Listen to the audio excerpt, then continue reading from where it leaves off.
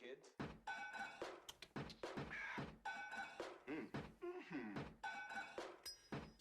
This is a tasty burger. Burger.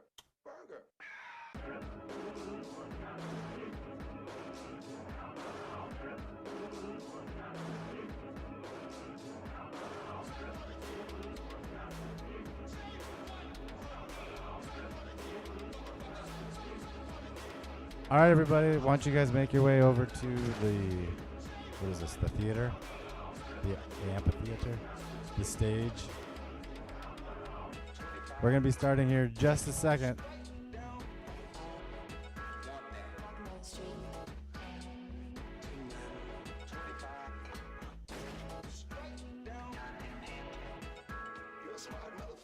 This sounds like you actually have something to say.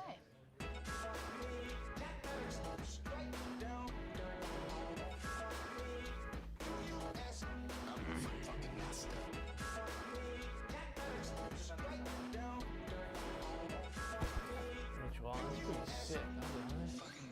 This is sick. 50 people.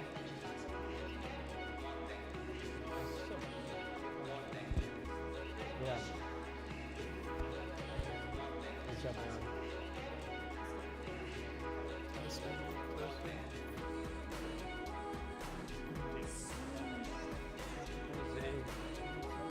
Amazing sunset.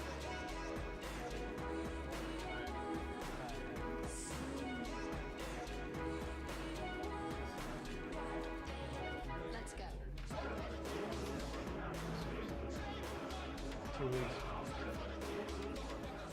All right, everybody, welcome. Thank you for joining us this evening. My name is Chris Groshong, and I'm going to be your host and your moderator this evening. So thank you all for coming. And first off, hope you got a chance to get some pizza, a refreshment, and make your way over to our speaker section for this evening. So tonight, we have there's a conference in town this weekend, so we're having a special kind of one-off meetup for our normal group of the San Diego Bob meetup, which is San Diego Bitcoin and Open Blockchain. So we're a little more than just Bitcoin. We started out as the San Diego Bitcoin meetup group a long time ago, back in 2013. And we've grown past that. We're not just maxis here. There's a lot of cool stuff going on, and so we try to embrace as much of it as we can without it being a scam. So that's kind of been our motto, and the group will usually police itself pretty good. We've seen people get booed off the stage for talking about stuff that the industry knows is a joke. So so tonight, though, first off, I want to thank our sponsors, BitRefill. If you don't know who BitRefill is, BitRefill allows you to buy gift cards with Bitcoin, and you can top up like your phone and other things like that. But you know, if you're planning a trip, like you need an Airbnb, they got gift cards there. You need an Amazon card, you can get them there, right? So it's pretty much all those things that you want. If you need to spend your Bitcoin on something, you don't want to have to cash it out for taxes, boom, BitRefill. And that's why we have pizza tonight, right? Pizza and beer, thanks to BitRefill. And then I'd like to thank our other sponsor, Edge, for this wonderful location. So thanks to Edge, and we have our Edge employee on stage with us tonight for one of their speakers. So Edge usually hosts a help desk around the corner on this evening, but on the nights of an event. Tonight we're a little short-staffed because there's another event going on in Miami right now, and the whole team is in Miami at Bitcoin 2022. So, but if you see anybody in an Edge t-shirt, just tackle them, corner them, ask them, harass them, and they will help you get set up with an Edge wallet and make sure that you get onboarded if you need help with that. And so, and then lastly, Constructive, which is the company I run here locally in San Diego. We help do essentially crypto fraud investigations. So we're like crypto private eyes. So if you've been hacked, stolen, you know somebody else who has been, or you even just want to get some research on a project that you're not sure is legit or not, you can come talk to us. We also help with compliance and money transmitter licenses for companies who are looking to expand their services. So, let's see what's on the rest of the schedule. I think that's, there is a raffle. You may have seen a QR code floating around tonight. If you haven't, we will put it up again later. But there is a raffle. It's right around the corner here, and there was some by the front door. But tonight you can get $50 free for Bitcoin, so make sure you do that. And we're also giving away an NFT tonight from Necocore, which is an NFT game. And so that will get you access to an NFT for the game, which will be great. So we appreciate them donating an NFT for tonight. And let's just say it's worth more than the Bitcoin we're giving away. So, so that's really cool. We're very appreciative of that. So let's, without further ado, let's go ahead and kick off tonight's event. Woohoo.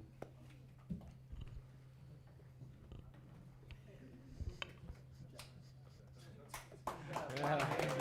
There we go. All right, let's get a round of applause for our guests tonight. Thank you so much for everyone showing up this evening. So all the way to the, I guess it'd be your left of the stage, is Garrett Nichols. And he is, Garrett Nichols. It's the guys with two names, first names always gets it, right? Those are always, you know what else? Those are guys always the scammers too. Be careful of guys with two first names. Anybody on Telegram knows what I'm talking about. I'm just kidding. Garrett is actually one of the great guys. He's actually the community manager at Edge. So he is normally, if you're ever looking for help or talking to somebody online, it's probably Garrett. Garrett also has a background in gaming and design and development. So that's part of the reason why he's here on the stage today, because this is an area of NFTs that he's passionate about. And then next is Kaylani, and you may know her as, you can follow her on Twitter at crypto_Lonnie. So she has been helping she's been adding to the industry with her project management skills in Web3, and also helping to build communities through event hosting and planning, and as well as she hosts Twitter Spaces to have conversations to bring people together to network and have discussions about Web3, because this is an early stage topic and people really need places to go to find out more about how they can become a part of it, because this is definitely a revolution. And then next we have two gentlemen from MetaOps. They're both co-founders. The first one is Jacob Sloan. Jacob, say hi. And he goes, his Twitter handle is @Jacob_nomics, Nomics, like economics. And then we have Patrick Schulte. Schulte. Schulte. Close enough. You never know if that E's silent at the end or not. I get that all the time. I should have checked with you beforehand. See, that was bad prep by the moderator. His Twitter handle is @CoachPatNFT, which I'm curious I'm gonna have to ask him where Coach Pat came from. But the other cool thing about Patrick is that he is also part of Open Portal Studios, which helped develop the game that we'll be talking about later for MetaOps, right? And so let's go ahead and get started with questions. All right, so first off, let's start right here, Patrick, because I got to find out, what is Coach Pat? Yeah, Coach Pat has just been a name I've had for the last probably 5 years, and then people started recognizing me as it, and so it just went social media platform to social media platform, and it's now been more than just a brand. I've filed it as an LLC, so it's more than just a name. It was the nickname that stuck, right? Yeah. Oh yeah. Okay. Was there a story behind why Coach, or was it just? It just sounds clean. It just rolls off the tongue. Okay, it's not like a not safe for Coach work Pat. conversation or something. Okay. All right. Well, first let's ask, what was it about NFTs that drew you to the space?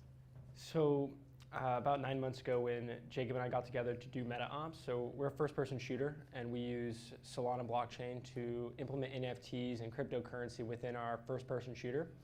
And so the fact of, or what really drew us to NFTs was the fact that you actually had the rights and the IP to your new assets. And you, instead of going from game to game, title to title, and collecting microtransactions and then just collecting dust in your wallets or in your different games, you now actually have the ability to be able to transfer it or move it different places, and no longer does it just sit there after that purchase. You can play with it for X amount of time and then sell it at the end of it if you so please. And it was that ability to really give you that ownership of those digital assets is really what, I mean, we definitely believe that is the best utility for NFTs. Cool. And so let's roll that right into Jacob. Like, how did you two guys meet, and what was it that made you guys want to build a first-person shooter on Solana? Sure, great question. I've actually known Patrick since the 3rd grade, and so we've been lifelong friends. You know, people always say, be careful going into business with friends, but I would say me and Patrick, you know, are pretty opposite as far as not just personality, but strengths and weaknesses. My weaknesses, he has those strengths, and my strengths, he has those weaknesses. So it's this perfect balance together. You know, he's not afraid to tell me that something's wrong. I'm not afraid to tell him that something's wrong, and we take constructive criticism really, really well. But yeah, as far as what kind of drove us to make this, so crypto and I would say NFTs has been my bread and butter for about 2 years. It's all I do every day. Trading, buying, selling, flipping, building. So I kind of got my start by building an NFT marketplace. The first thing I did before that was obviously mess around with like BSC tokens and like, you know, try to hit that 100x and, you know, all that kind of stuff. Got lucky a couple times, got rug pulled 100 times more. And that was a journey in itself, but that kind of taught me that you really do have to do your own research, and there's more than just hype, right? As you were talking about on Telegram especially, people are like, pump it up, pump it up, pump it up. Voice chats pop in, let's, you know, it only takes $20,000 US to pump something 2 to 5x, and that's really dangerous in my opinion. So I kind of moved away from that space as it was a little too degen for my liking. You know, I still am a degen at heart when it comes to NFT flipping and things like that, but I'm a lot more careful with my risk portfolio. Anyways, back to what I was saying. So after that kind of experience, that was about 8 months of just, I would honestly say, a lot of gambling and a lot of not for sure investing that I was doing. And I was like, okay, well, if I'm going to make it in this space, I have to actually do something. And that brought me back to the old saying of, you know, who made the most money during the California gold rush? It wasn't the people searching for gold. It was the people providing the tools. So I started to build. And the first thing I built was an NFT marketplace. It was a very small blockchain. A lot of you probably haven't even heard of it. KuCoin Community Chain. It was pretty new, about 8 months ago. You know, I know this is probably being recorded and whatnot, but I do not like that chain for a lot of reasons.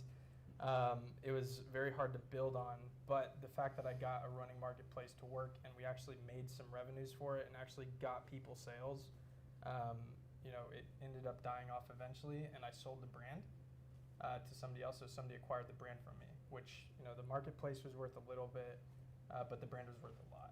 So I didn't just build an asset, I built a brand, and that's where I started learning, okay, there is value in not just building, you know, the programming side of things. There's value in building those connections and those networks. But yeah, so after I sold that brand, I realized like, okay, I'm not gonna stop building. I'm obsessed with it at this point. You know, I love doing it and I love learning on the fly.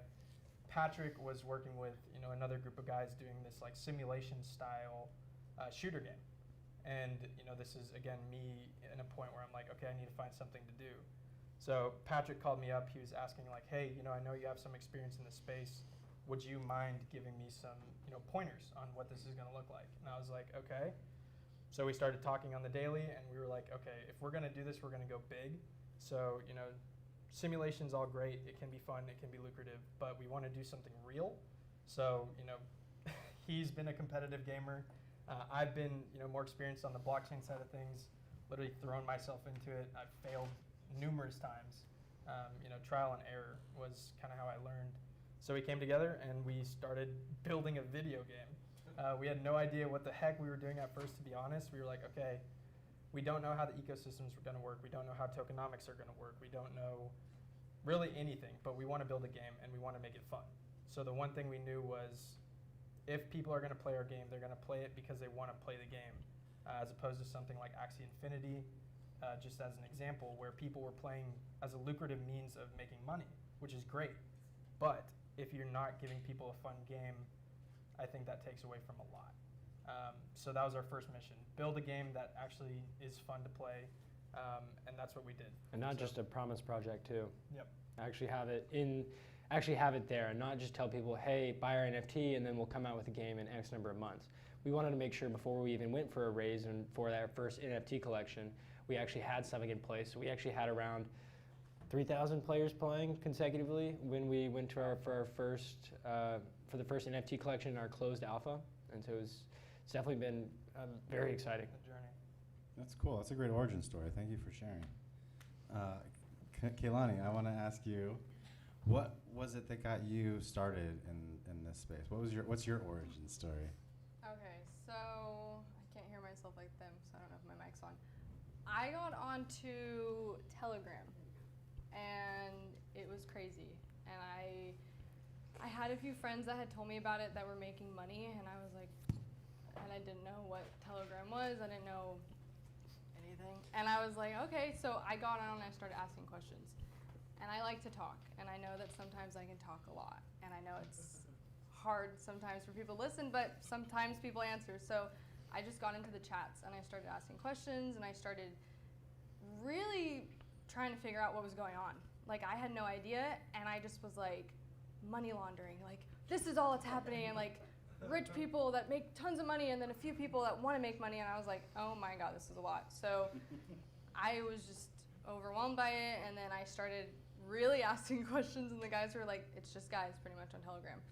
And they were like, Lonnie, you need to like start asking these questions to other people. And I was like, okay. So I started getting in other chats, and I started asking questions, and the next thing I knew, people were like, do you want to be a moderator? And I was like, what's a moderator?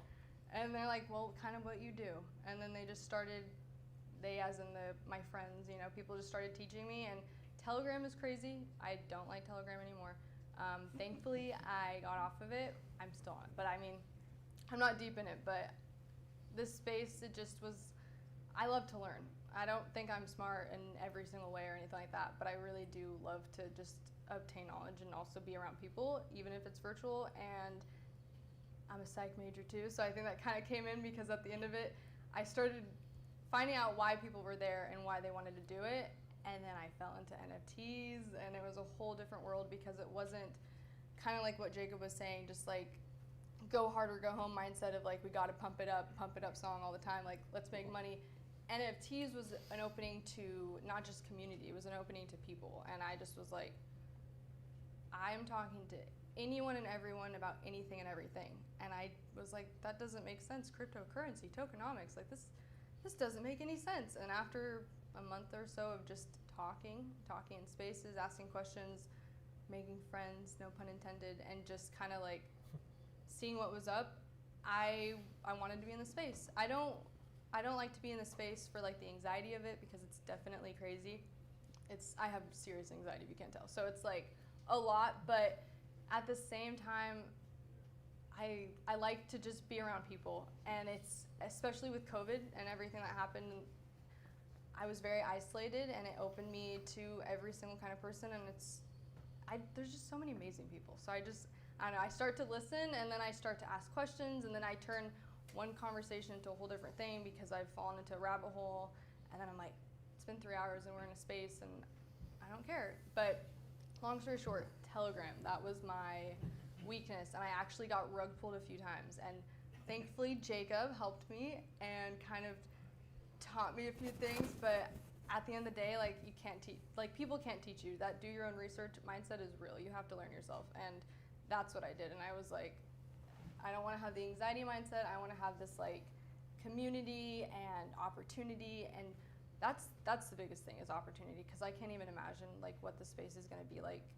6 months from now or a year from now. So that's a little about my story. Awesome, thank you. Garrett, all right, so let's kind of shift, let's shift this over to gaming a little bit. So your background with gaming and understand of the industry as a whole, as far as crypto goes, what about NFTs and gaming has made it such that you are attracted to this space? Yeah, so it really started from an art aspect with the microphone will echo. Actually, no. Will it? No, we're good. Cool. So I came from an art background. I went to 2 different art schools, 3 art degrees, and came out doing not art at the time. But when I saw NFT, yeah, I know you know the feeling. Money well spent. Yeah, that was a fun one. But when I got out of art school and I got into my first gaming industry job, I quickly realized that the one thing my teachers told me that would happen actually did happen, and it was you'll never actually work on a game you'll enjoy. You're gonna end up making someone else's game, not your own, half the time, versus you guys going straight out of the barrel and going away from the actual working for someone else in a sense. But it really got me into the idea that how art is valued, and once NFTs were brought to my attention, I looked at it from an artist's perspective, saying, okay, these games, all these NFT projects, I actually want to own my stuff. The actual democratization of DLC in a sense, where, well, if I'm only going to play a game for a month, why would I buy something for $10 and only play for that 1 month versus, hell, I can go and sell it to my friend like, hey, I've already beat this game. I don't want to actually play this anymore, but you want to play it? Here's like the DLC piece in a sense. I've been thinking about that for a long time. So when I saw NFTs come out, I saw that kind of coming to a head at a certain point. For NFTs in general, though, it's really become for me an art piece instead of a investment piece. I purposely only have 90% of my portfolio in things I will never sell.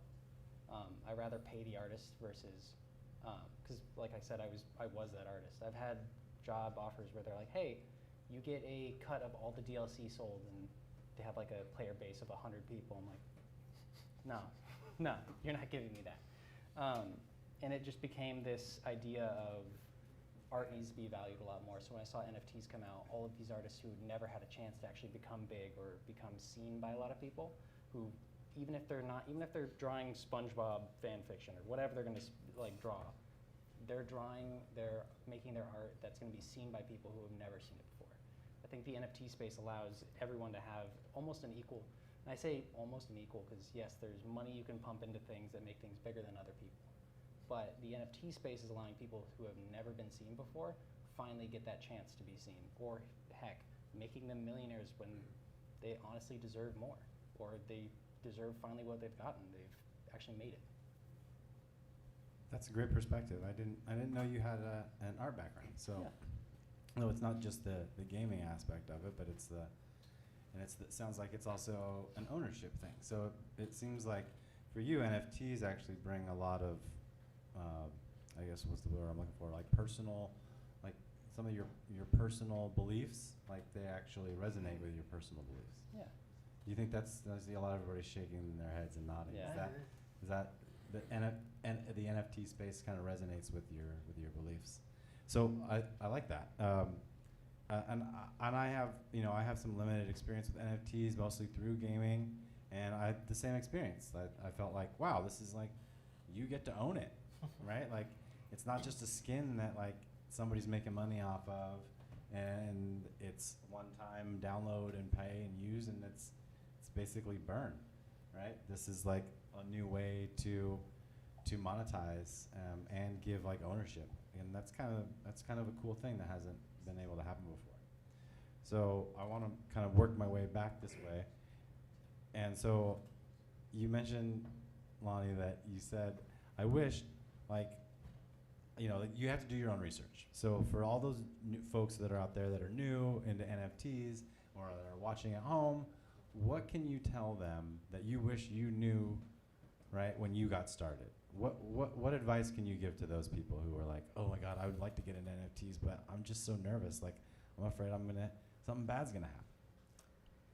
That's a hard question because there's a few things that I'll give an example. My first Twitter space was just held by men, and when I got into the space, I was like, it's just like Telegram. It's just a bunch of guys, and I'm like, this is awful, and I'm like, not to be rude, but I just felt kind of like intimidated, and also I didn't feel respected, and I didn't like that. So I actually got into a second space, which was held by NFT City Girls, and it was about catching ETH and not feelings, and I was like, okay, I have to get into this. And it was a bunch of amazing artists from all over the world.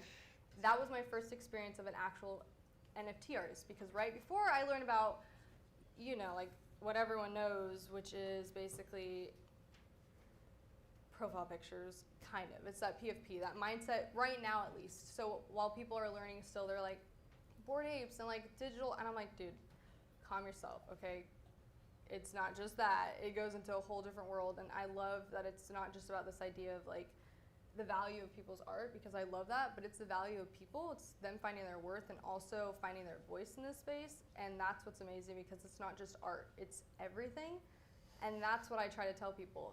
Please don't think it's just this idea that it's a digital asset, because it is, but it's so many more things, and it's literally branching it for other things. And that's why I gave it a second shot, because I was like, I'm not feeling like I'm getting anywhere with Telegram and these spaces talking with guys, because I was learning, but I wasn't feeling any different inside. And then as soon as I started to meet artists, because that's really what it was, and I got to hear people's stories, and I got to see why they wanted to get into NFTs and how hard they were working, all of them together. And I say all of them, but it's everyone together. Everyone wants you to grow. Everyone wants you to learn. Everyone wants you to become something. So after like a few weeks of that, I was like, I started taking notes, and I started making cheat sheets, and I started converting, I like to say it, my friends, and being like, hey, I want you to find your own value. So I guess I would say, don't think it's just men. It is heavily impacted by men right now. But it's also still new, and there's amazing people out there. You just have to find those people, and if you don't feel like you can find them, be that person, they'll come to you. Because in spaces especially, I don't even know how to explain it. It's better than podcasts. You have the ability to have control of your voice and what you hear and what you see. There's no biased opinions. And every single person gets that.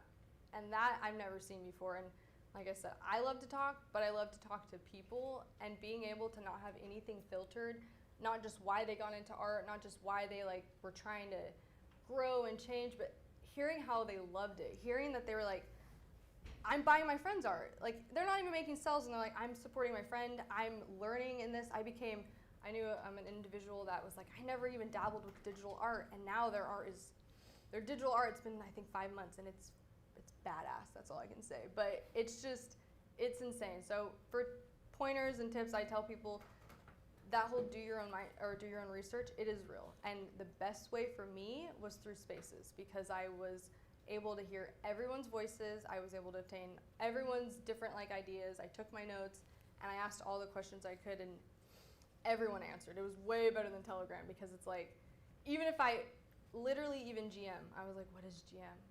Like, even those little things, there is no stupid question there. That was the first time I literally felt that, and that whole idea of the actual word of community, it is real, because it's not even that you don't have stupid questions, it's just that there isn't like a wrong answer. I don't know how to explain it completely, but yeah, so I just tell people, please don't think it's just men, and please don't think it's just about PFPs and making money, because that's not the case. It's so much more, but it's what you make it, and that's what's important. Like, you're literally creating your foundation. So that's what I tell people. Sorry. Oh, great. And the same question to Jacob.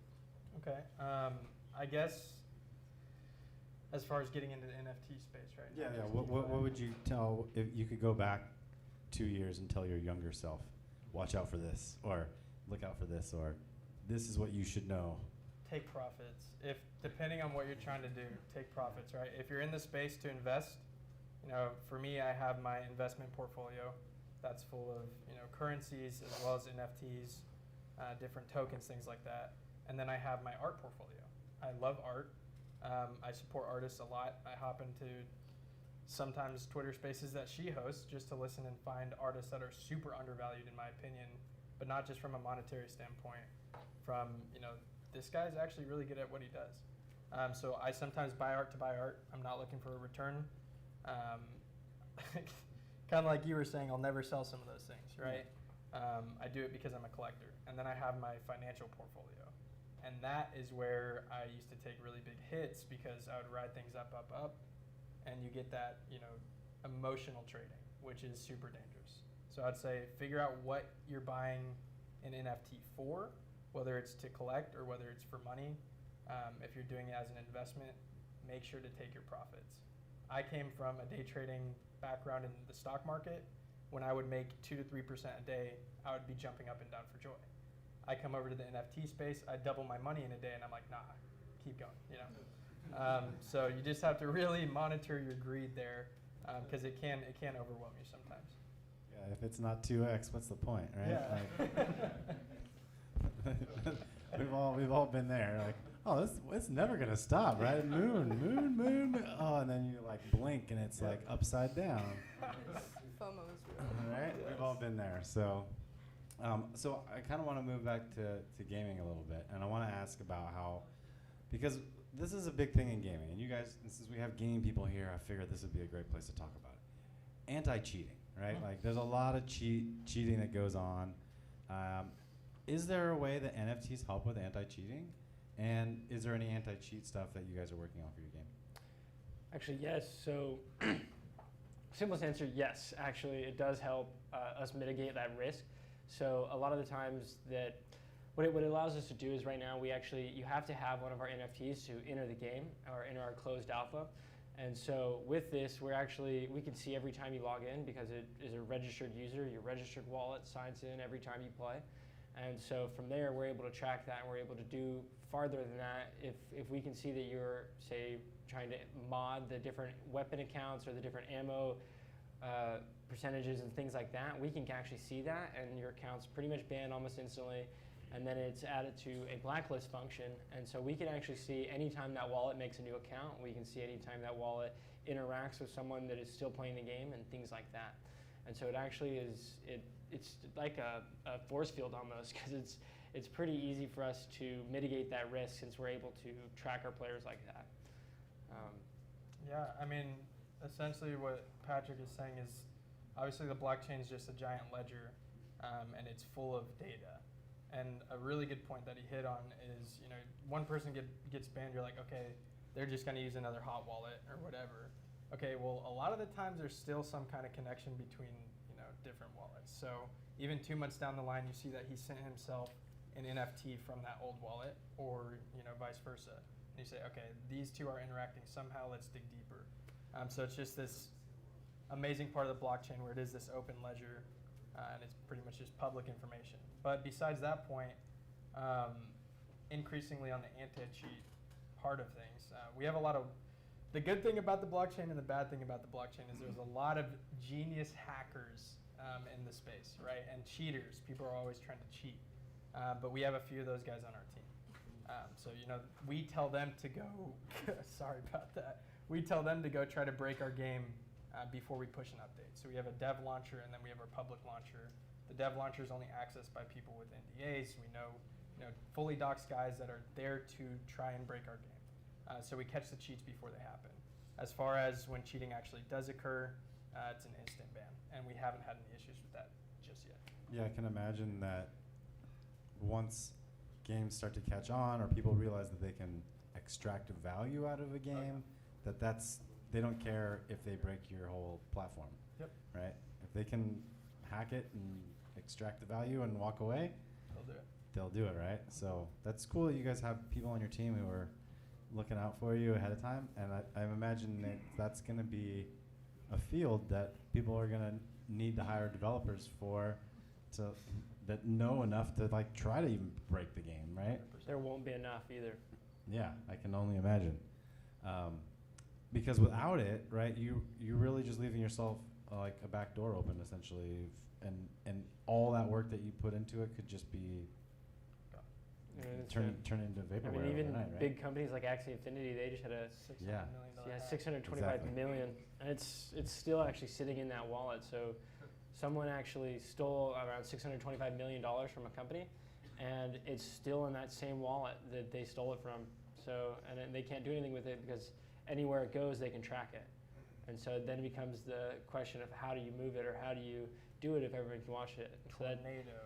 yeah, that gives me a little bit of confidence though, because if you can see that, he can't move anything. If he does move it, they track him, they bust him, and so it gives me confidence hearing things like that. Off point a little bit, but on that point a little bit too. That goes into like the decentralization of the blockchain as a whole.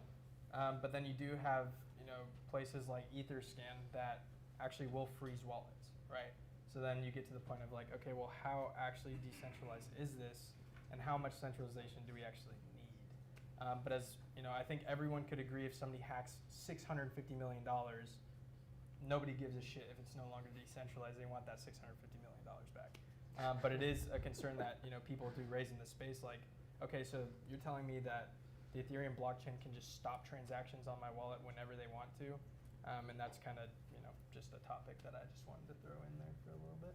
Well, yeah, I mean, it goes back to the point when the original DAO hack happened on ETH, right? Yep. And it was 151 million or something like that, and they were like, no, let's just roll it back. Yeah. Right? Yep. Yeah. Everybody kind of forgets that. Just And make if a you're- new ledger. And if you're new, like you didn't see that. So, and you guys like no, seriously, like you wouldn't know. Like how many people know that Ethereum rolled back its blockchain to like fix a hack? Like that doesn't happen, right? So these are the issues that like are important around this type of stuff. So I wanted to ask, and I don't want to hog too much of the time, but why Solana? Why did you guys choose to build on Solana? I could actually talk a little bit on it. So we were actually first on IMX, and so we actually had an official partnership with Immutable X, and we just weren't seeing the love. And not only that, but we weren't able to properly connect the API of IMX within our game. And so actually when you were walking around in the game and you were trying to do something that involved interacting with NFTs or interacting with crypto, you actually had to be prompted to an external browser. And so it was actually, it leads to problems because we actually need our players to stay in game, and the longer the player stays in game, the happier the player is, essentially. And so with Solana, we were actually able to do that, and so we actually changed to Solana May 1st, and so within 3 days of that change, we were able to do that, access that wallet, go up to a crypto in the game, so Solana specifically, say I shoot a beach ball or something, and that beach ball pops. If I walk over to it, pick up that crypto, I can put it in my wallet, and then I could go in and I could buy something in the game, I could send it out of my wallet and go buy milk in the grocery store. And doing that with Solana, we have extremely, extremely low transaction fees, and we can do extremely high amounts of volume very fast from player to player to creator. And so it's a wonderful ecosystem that really supports gaming. He's 100% right, and also just to clarify, our game is built in Unity 2021, so it's not a WebGL game, so it's not a browser-based game. So the problems that he's talking about were from getting transactions verified inside of Unity itself, so inside of a downloadable launcher. And that was the issue we were running into with Immutable X. The game would crash, it would prompt you outside of the game, and things would just get messy. Solana, the SDKs and the APIs merged well with Unity, and we actually created a MetaOps wallet inside of Unity itself that we could send NFTs and cryptocurrency to and from inside of any Unity build out there. So it was just this massive development that was not possible on a layer 2 on Ethereum. Oh, well, that explains it. Cool. Right? It's just more functionality. Yep. And you're able to do exactly what you wanted to do with it, right? 100%. So, all right, Lonnie, I'm going to ask you, what would you do to improve the NFT space currently? That's a big question. Eye too. roll. I saw that big eye roll. That There's was a a big lot eye roll. of stuff I would do, but I'm only one person. Just kidding. I have a bunch of friends, and that's what's awesome. So I speak my mind, and if someone has a problem, they can get off my space. But I'm just kidding. I think there's an issue with everyone wants to be something, right? That's like what we all say for anything. But when you're behind a screen, you can be really mean, and you can also think that you're super big and bad. So there's some people that have great like second personalities on Twitter, especially, and it just gets into a whole different world when you. That's why doxing is like great when a community or obviously a project's doxed, because it's not just that you can like, oh, I know my money, my assets is safe. I can also hunt this person down if something goes wrong. That's how I think of things, at least. And I think that's important when you build community, because right now we're throwing that word around because we see that bringing people together, which I don't want to cuss too much, but obviously like bringing people together is great for anything because you learn from each other, but you also grow together. But in this space, there's still people that they want control and they want power and they want to be a leader. But in my mind, I think that so many people can make a team and can lead together. So there's a lot of like gatekeeping, but that's not just the word I would want to use. There's a lot of just mean people that are still telling individuals that they don't have a voice and that they can't be in the space. And if they do have a voice, like it has to be heard by a certain person. It's kind of interesting. So I think people should continue to do what they want in this space. You can literally do anything, but you can. I don't like that mindset. You could be anything because you can, but there's a lot of catfishing too. I just think you should be yourself, and I think that we shouldn't have this idea that there's a right and a wrong, and that there's one kind of person that has to be here, because that's obnoxious and not real. So I think if we're honest and if we actually are ourselves and we tell people what we want and how we want it, which is why I always tell people know your worth, because that's the weirdest thing. You never tell someone like, this is how much I'm worth, this is what my art needs to be sold, or not even just that in a project. When you join a community or you join a team and you're like, I'm not an artist, but I can speak for artists that I've interviewed and just people that I know. It's scary because you don't know what your worth is yet, and then you have people that still want to take advantage of you. And I just try to tell people, talk to everyone, because there are a few people that will lead you into like a certain kind of crowd and be like, hey, let's be like a sheep almost, like mindset. Let's all join, let's all get this FOMO mindset of, pump everyone's hard-earned money into it. But at the end of the day, it's like, it's so much more than that, and we can do so much more if we just tell people straight up, like, not just what you want, but how you want it to be there. Like, I don't know if that makes sense, but there's a few things. I think we should have a lot more people, like I said, talking, honestly, and that's hard if you can't talk. So, and I don't just mean like if you're shy, I mean people with disabilities as well, and that's why this space, not just disabilities, your privilege, and that's the truth. And this space is like, when I say this space, I mean Web3 in general, but especially Twitter right now, like, you have so much power over the truth and over your actual wants and needs. So I just think we need more people that are honest and need more people that want to help others, because you can't grow together. Like, you really can't. So I don't know. I probably didn't even answer your question, but there's a lot of stuff. I have a list that I'm like trying to work on, but I can only do so much. So I try to tell my friends, hey, know your worth. If someone says that, say no. And then if they talk smack, message me, and I'll find some more people to back you up, and we'll get you a team. So I don't know. It's a big question. I'm sorry. No, that's great. We need more people that are passionate like you, that are trying to do good things, because there are still people out there who are trying to take advantage of folks. Not everybody wears their heart on their sleeve, and a lot of people have ulterior motives. Yes. So, all right, Garrett, back to you. What would let's see here. If you could do one thing over with your NFT experiences, what would it be and why? I would immediately learn ETH contracts first. Learn ETH contracts. Like, learn how they actually function immediately. Like, this kind of also rolls into the original question earlier, like, what would you tell people just starting? It's the same answer. It's learn how contracts function. You can spot something that's pretty much stanky or just not good at all for you from a mile away once you learn how to look at contracts. Actually, today I experienced an example of it. We were minting into a project called Shinsekai. It's an anime-themed 3D project that we had whitelist for a while. They had an error in their contract that's called a loopable error. It would when you're whitelisted, you go to the actual site, you go to mint, and the contract just says, hey, do you have whitelists? If yes, allow them to mint. Now, there's one last yes or no question. Do they have Shinsekais or their NFTs already on their wallet? It's not checking for a total, or it's just checking if you have them. Well, say you minted and you got them, you could move them off the contract, off your wallet. Well, you don't have any on your wallet again. You can go back, it'll think you're a brand new wallet. You can go mint over and over again. In the first 10 minutes of whitelist being allowed through that project this morning at 8 a.m., a wallet minted over 600 of them, owning over 10% of the entire project. Yeah. Gamers so gonna game. a lot of people who busted their butt or bought into other projects to even get whitelist, basically just got left in the dust. And I mean, I get it from a community management standpoint. Like, you're at that point, you just quit your job. You just don't show up the next day. That's kind of a job ender. I don't want to be on that PR scene, you know.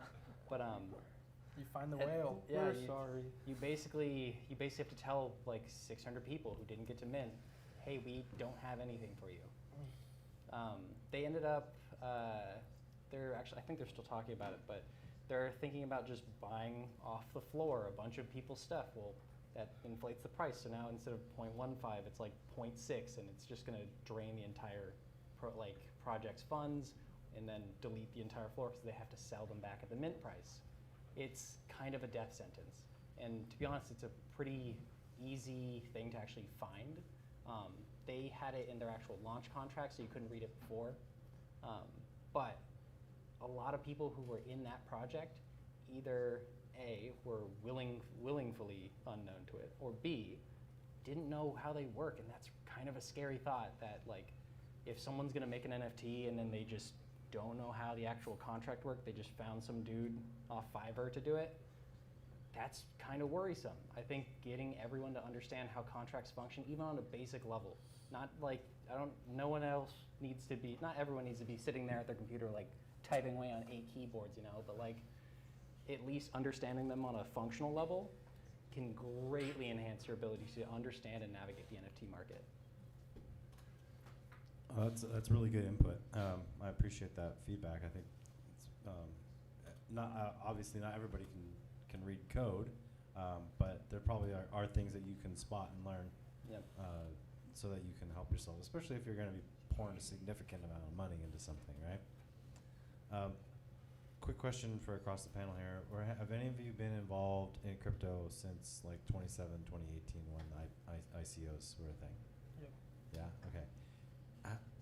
Can you guys give any insight to folks who maybe haven't experienced that wave of technology and how it's similar to, or if there are any parallels to the NFT space currently and it's the hype behind it?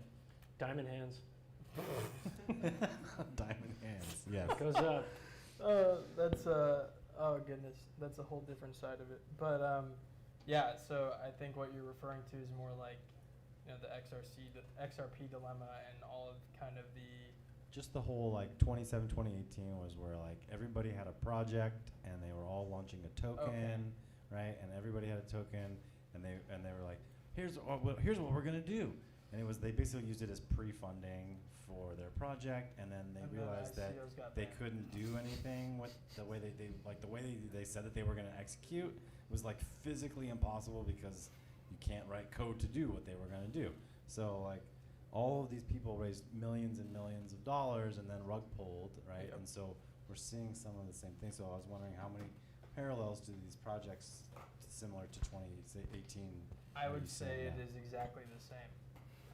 You know, you get this new kind of, essentially what it is the best crowdfunding sector in the entire world.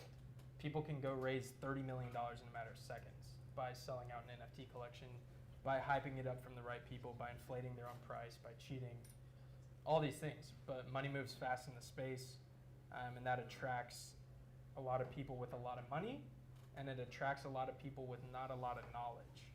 It's a lot of get-rich-quick schemes that are like, hey, you know, we're the next Bored Ape Yacht Club. We're gonna, you know, be the next $200,000 NFT, and it's like, you look at their website and it's made by like a 15-year-old kid, and you're like, okay, I don't think. Yeah, exactly. And Wix.com, you know, like, it's crazy. So you just, back to kind of what Lonnie says, or has said, is you really do have to do your own research and make sure you're not just following FOMO. Make sure that if there's a roadmap in place, has it been done before? Are they taking inspiration from anyone else? That's okay if they are. And if they are they making it better, or are they just copying them? You know, it may be worth it to still invest at that point, right? You can still make some money, but just be really, really careful.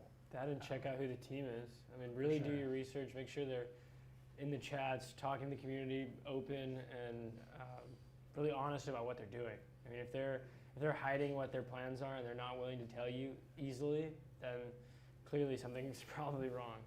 I would also say a lot of quote-unquote tokenomics and ecosystem structures in the space, from my perspective and us working with our legal team, are just totally illegal, by the way. So Yeah. you have to be very, very careful. Like, things pass the Howey test left and right, and if nobody knows what that is, the Howey test basically defines, or is a way to define if something's a security. If you have to have it registered with, you know, the IRS and things, SEC, I apologize. And, you know, a lot of these projects are made by people like me and Patrick's age, who are 23, 24 years old, and they have no knowledge of how that stuff works. So they say, hey, you know, you buy into my NFT, we're going to go buy a bunch of houses with it, and then give you some of the revenue from those rental properties just right back to your wallet. And it's like, okay, that can be done. It can definitely be done, but that sounds a lot like a distribution from a stock. And so just be really, really careful what you invest in, because, again, it's not that they're doing it on purpose, but they may just not know what they're actually trying to do. Sounds like Jacob has spent a lot of money on lawyers. Because his Father's dad. a corporate attorney. Okay, well, Very. maybe not as much as some of us. Legally, are you allowed to say this? Yes. Are you allowed to disclose that? Okay, so this has been a great talk.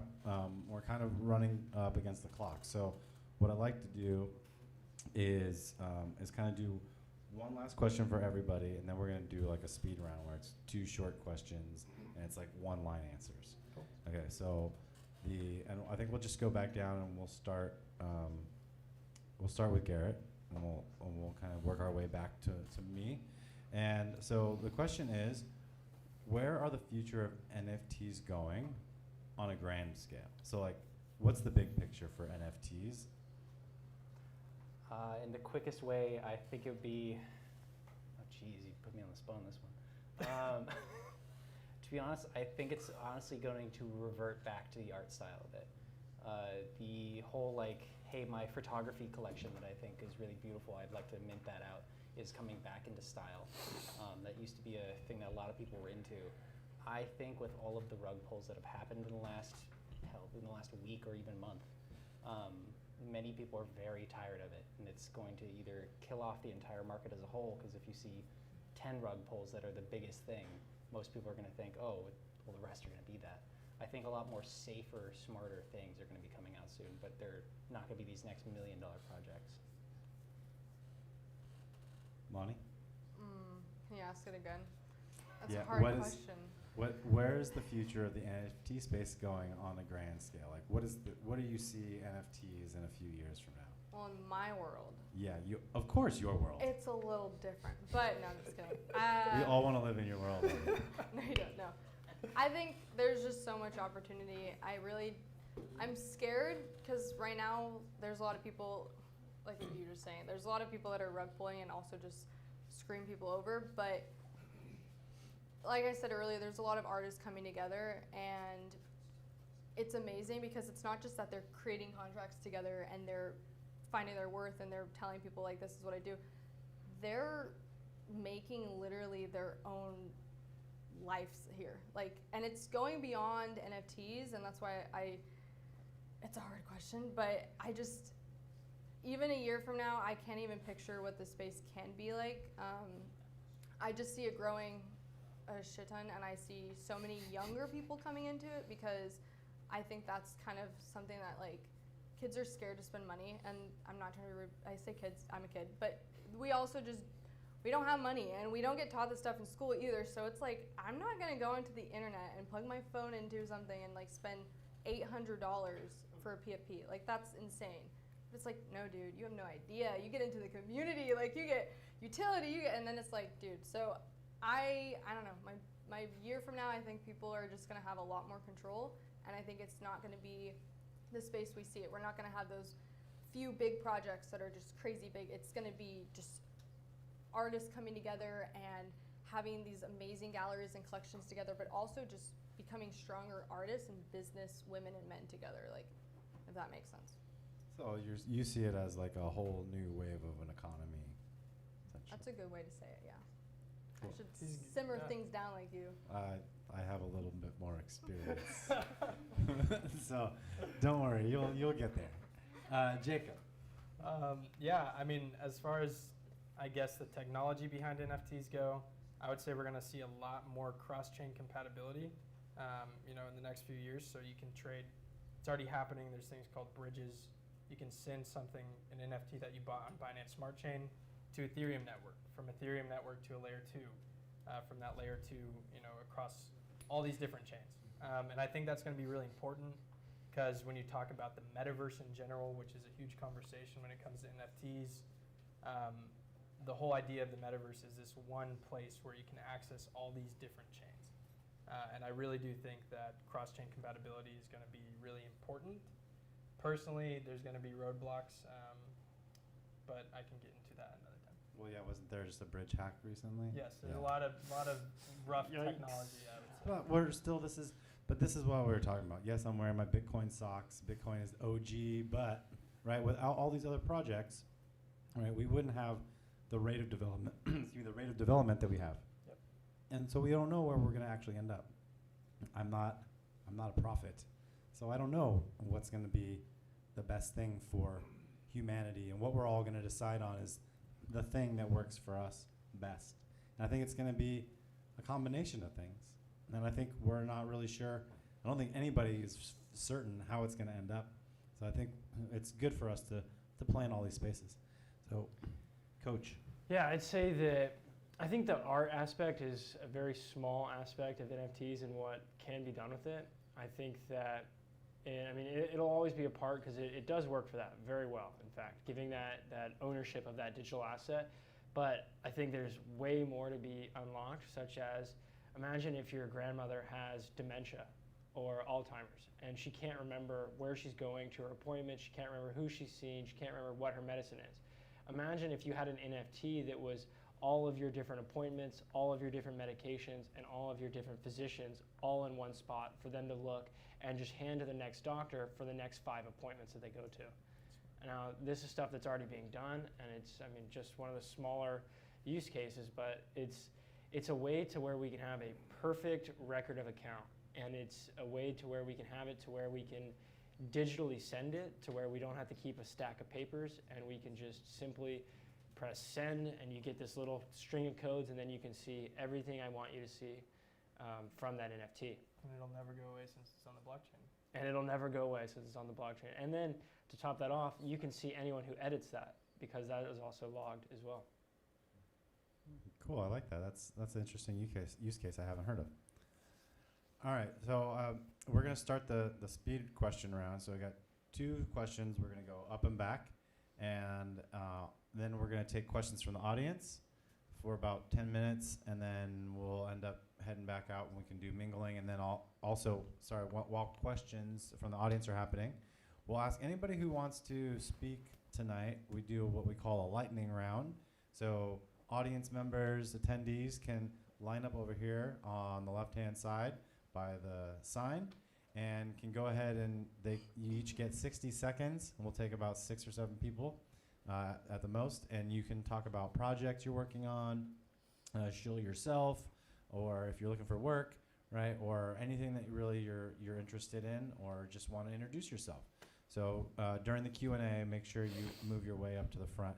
Then we'll do one more reminder of the raffle and the giveaway, and then we'll go ahead and spin the magic wheel of fun. Spin that wheel. Exactly, and someone will walk home with an NFT and $50 worth of Bitcoin tonight. All right, so here goes that speed round.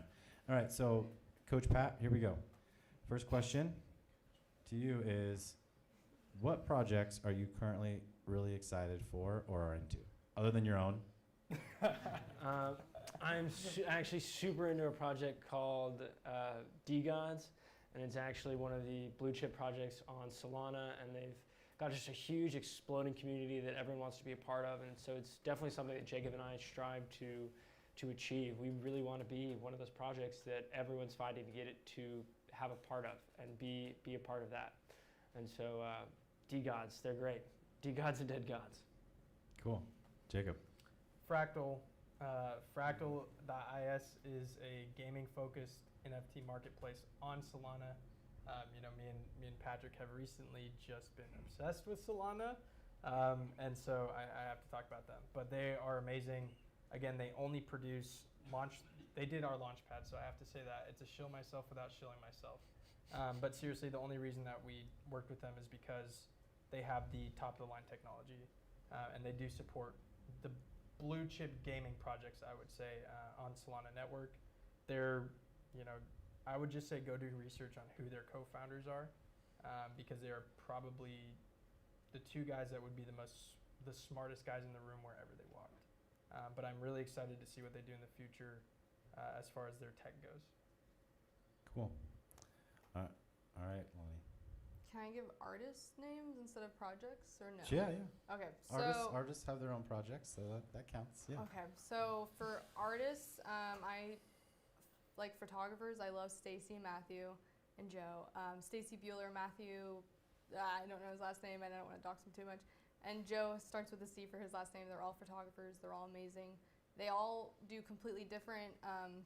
Stacy does different art too. She doesn't just do photography, but they've all been in the space for a different amount of time, and they all do different things. But it's just incredible looking through different people's eyes and seeing what they can capture, where and how they do it, and the hidden meanings behind everything. That's what gets me, because sometimes you can look at a picture one day and have a whole different feeling. So those are just some of my favorite photographers, but I have literally thousands of people that I'm obsessed with in this space. If people wanted to learn more about the people you're obsessed about, can they follow you on Twitter and ping you directly? I like to tell people it's my special ability that I can just find you someone to be friends with, find you someone to do something with. So please, yes, follow me, but follow the people I follow, because you don't even have to follow me. Just follow my friends, because they all are amazing artists and developers and everything and anything, and they all have branches to other people too. So if you don't follow me, you can follow them, and you'll see me soon enough. And that's at crypto_Lonnie, LONI. She paid me for that. $50 in NFTs. Garrett. So there's two. There's the Dreamers project by Electro. The band Starfucker back in the day stopped wanting to do music, but they also wanted to continue doing it with art.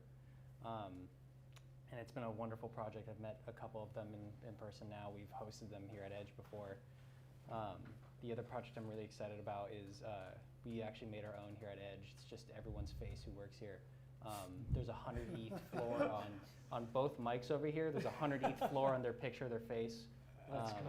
We're waiting for that first. We're waiting for that first buy. I think I put 1,000 ETH floor on mine, but that's the moon soon kind of project. Know your worth. Know your worth. There you go. Okay, cool. I like that. All right, so you're gonna get this question first, and we're gonna work back. So, unfortunately, you're getting one of these other questions that you're not gonna get a lot of time to think about. All but right. if you could rename NFTs to something else, what would you call them? Oh no, I already do it on Twitter. Yeah, I already do it on Twitter. I call it every NFT is just a monkey JPEG to me. Monkey. I just keep saying monkey JPEGs.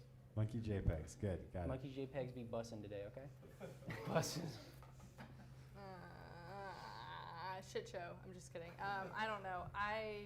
That's too hard of a question. NFTs. I know. I should have prepped you. I on don't that, even know what beforehand. to. I don't know. I mean, there's just NFTs is just a bad name, right? I would have done Non-fungible. Spicy JPEG. Spicy JPEG. Spicy JPEG. Spicy JPEG. They have a spicy jalapeno collection or product. See? Yeah. They're just above I the didn't curve. get into See? it, but yeah. Jacob. No That NFTs is works Spicy for you, huh? Spicy JPEG. I would name no them. name. That's what we're changing It it. had no name. Only emojis. I would I'm gonna have to give Vitalik on the phone. We're gonna have to change it. That is the one Italicized question I NFT. cannot answer. Oh, see, all right, I've won. Ah! I stumped the whole panel tonight. I came up with a question that was too good. All right, well, let's get a round of applause for our guests.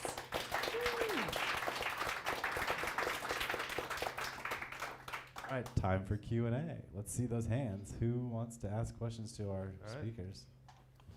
We live? All right, we're good. You guys, thanks for doing this.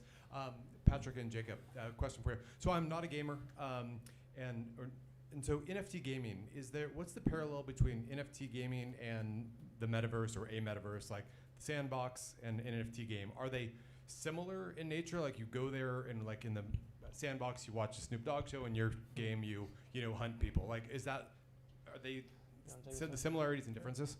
Yeah, so for sure. It's kind of all-encompassing, I would say. So for example, our game is, we have the first-person shooter side of things, fast-paced, action-paced. You're playing to win, you're playing to kill, you're playing to earn money. And then you have the metaverse side of things, where you have your own personal bunkers. It's not plotted out like Sandboxes, where you're buying land per se, but each player has their own personal bunker. They can display all their art, all of that stuff. So I would say the metaverse is a very broad term that encompasses gaming with it, I would say. One more time, what's the name of your game? MetaOps. MetaOpsGaming.com for any of those who want to check it out. Now, what is Open Portal, and how does that relate to MetaOps? Open Portal Studios is the gaming studio that Jacob and I have created or co-founded together and opened up a fully docked studio in Houston, Texas. And so we actually have around 22 people working for our company, Open Portal. And so it's been a wonderful time growing that and taking it to all new highs. It's been crazy. It's our entity. So that's the entity that actually does the build. Yep. And then MetaOps is our first title. Ah, okay, got it. So are there other gaming projects in the works, or like to be released on the whiteboard maybe? Maybe. On the whiteboard. We have a lot of work to do with this one though. Well, that's good. You gotta get the first one out the door, right? Yeah. All right, more questions from the audience. Yeah, one sec. I don't need the mic though. Oh, you need the mic because we're recording. Oh, you're recording? Okay. My question is for Kaylani. That's how you pronounce your name, right? Yes. Are you thinking about creating like a program to bring in more diversity for NFTs? So that's a hard one for me. I don't do much. I'm not a developer, but I'm a part of different communities where we try to be very, very, very engaging with everyone. But there's actually the NFT convention, the San Diego one that I'm going to tomorrow, and it's super inclusive. But it's a great way to network and for other people to kind of go off that, because right now we're all individuals coming together. We have, I say we, but some of my friends and stuff, they have their own Discords that I'm a part of. But I myself, I have not come up with anything. I just do spaces with people, and I also just join their communities and support them as individuals. But I wish I could do that. Maybe I will have help from other people. Okay, for sure.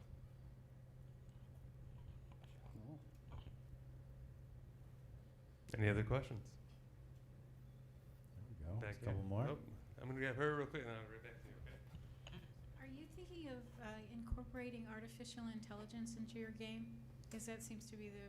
We currently have a few different options. Currently, the main one that I would say is easiest is bots. And so we actually have robots who go around, and you can actually, as a player, set them to put them in your game. So you simply toggle them on and off, enable or disable. And then they play in the game, and they actually can shoot you and whatnot, and you can play against them and still earn the same mechanic and whatnot as if you were learning to play the game, as opposed to just jumping right in and going with the best of the best. And the next level on that would be, I think, more towards your question, which is, as the bots continue to play, they will get better. That is something that is thought about, implemented, not yet, but it is something that I personally find very interesting. And dangerous. Looks like we got one in the back there. Next question. I got a question. Yeah, I'm glad you brought that up. Oh, go ahead. Yeah, go ahead. Hey everybody, Brandon. Nice to meet y'all. Good to listen to the conversation. My question was more technical NFT application, and I was curious if you guys are savvy on or a part of any projects that are bringing like novel DeFi use cases or different product integrations from the real world, maybe cross-collateralizing into real-world assets, things that will help like bridge value into the crypto ecosystem. Yeah, so the Dreamers one I actually brought up earlier, they have a project that they did before Dreamers called Dream Loops. It basically allowed people to use certain ones of their NFTs to actually exchange for their unreleased album, either for a cassette form or for the more rare like NFTs, the gold ones, an actual vinyl that they would print out and make this like really cool artwork for it that only the holders of would ever receive. So they've never played it out loud, they've never given it to anyone else. It's like I think 45, 50 minutes of like songs that only those people will ever hear. And it's one-time redeemable too, so you can still sell that NFT just for the actual NFT itself after, but once you have that, once it's redeemed or once they're all gone, it's just, those are the only people. That's the only case I've seen where I personally value the real world application. There's other ones where you can get like a statue or other things like that, but I'm personally into the things that you can actually use versus just another thing to show on my desk. I like that, and I'm interested, follow on part 2 question on that semi-fungibility feature that you're talking about there. Are you seeing anything else that's blurring those lines? I've seen a couple, but they mostly go into back into the digital space, and they're wary to leave it. The real issue is a lot of people have this great creativity to make these beautiful projects, but when it comes to business management or actually not just funding, but functionally managing the business of like the overhead that it takes to make these real world objects or real world exchangeability like items, it's not there sometimes. I will say this, it's not always the best to have a bunch of artists run a company. You need that stern person. I agree. Agreed. So Jacob just mentioned something I've been thinking about, the bots.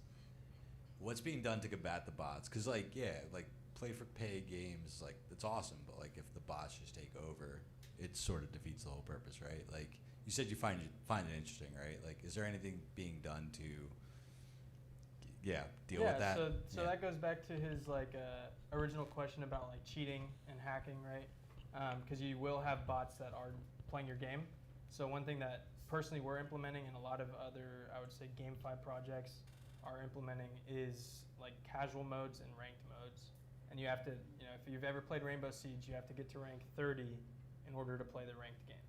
So the same thing with GameFi projects, you have to reach a certain capacity in order to actually start earning, or you have to hold a certain amount of assets in order to start earning. And that's kind of that barrier of entry that you need in order to kind of, filter out the bots from there. Because you can see, this guy's scoring 1,500 points every game, 300 games in a row. That 300 games may not be enough for him to start earning a crap ton of money, but it's enough for you to gather a bunch of data on him and say, that sounds a little sketchy. So there are filters in place for that, but it is something that we're constantly doing because cheaters and hackers get better every day, just like we do. Cool. Thanks. Mm-hmm. Awesome. All right. I think that doesn't look like we have any more questions. So let's give a round of applause to our speakers for this evening.